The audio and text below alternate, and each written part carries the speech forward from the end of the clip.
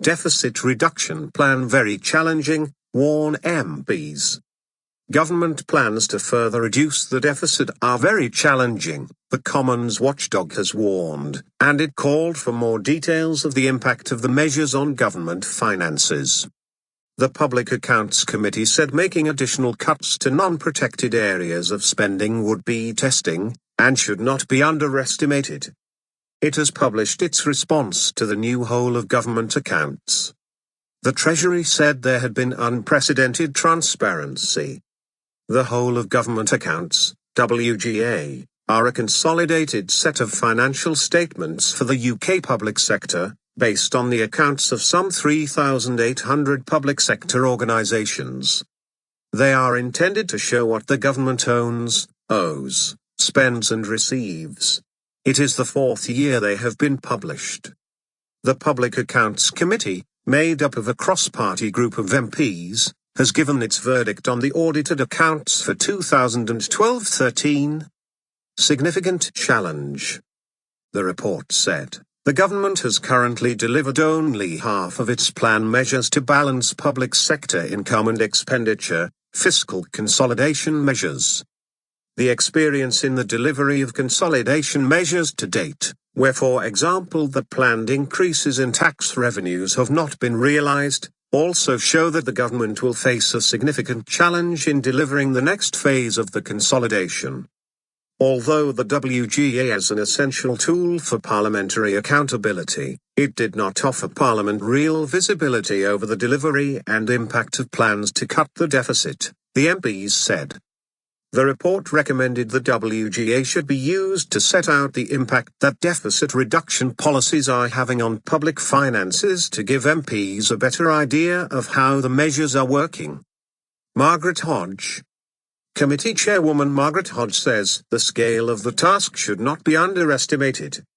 Labour Chairwoman Margaret Hodge MP said, the government has made progress in reducing the deficit, but the challenges in meeting current and future targets for eliminating the deficit look very challenging.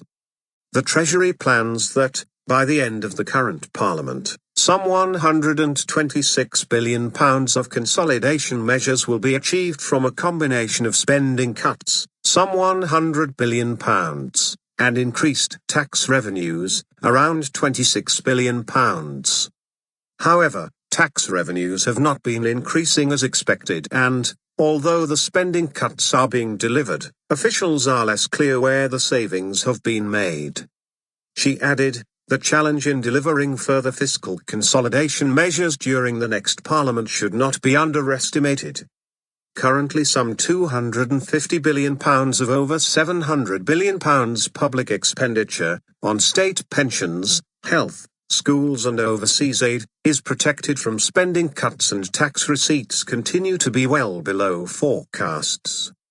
This leaves the challenge of identifying and delivering further expenditure cuts as very testing. Seemingly excessive. A Treasury spokesman said Ms. Hodge's comments are not based on the evidence presented, and are entirely outside the remit and expertise of the committee. The spokesman added that the Independent Office of Budget Responsibility, OBR, had confirmed the government was on course to halve the deficit in 2015. The level of transparency under this government has been unprecedented, with the creation of the OBR to independently forecast and report on the public finances. In its report, the committee also criticized the Treasury for failing to provide sufficient oversight in ensuring all parts of the public sector comply with its views on pay restraints. Chancellor George Osborne with his autumn statement. Chancellor George Osborne set out his future tax and spending plans and the state of the nation's finances in his autumn statement in December 2014. It said the department had been slow to deal with seemingly excessive pay for certain roles in the education sector, such as university leaders and so-called school superheads. Although universities are not part of the public sector, they receive significant amounts of public funding, the report noted. The MPs also called for more action to clamp down on off-payroll salary arrangements in the wider public sector, noting that public spending watchdog the National Audit Office identified 2,214 new arrangements in 2013-14. The audited accounts for 2012-13 were published in June 2014. Net expenditure was reported at £179 billion for the year, down from the £185 billion the previous year. Net public liabilities, the difference between the government's assets and liabilities, rose from £1.3 trillion to £1.6 trillion over the period. As assessment of total money lost through fraud and error across government is due to be included in the 2014-15 WGA, on the committee's request.